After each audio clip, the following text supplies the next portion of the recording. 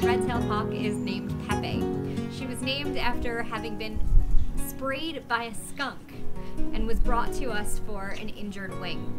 The wing was not fully repairable, so while she still has some use of the appendage, she's not able to fly. Because of that, she's unable to hunt on her own and has to live here at the Raptor Trust.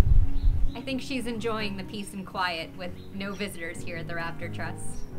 These bald eagles are a favorite of visitors to the Raptor Trust. They are some amazing, amazing birds, but they don't seem to be observing proper social distancing. So if you give me just a moment, I think we need to have a talk.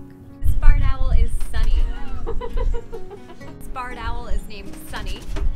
You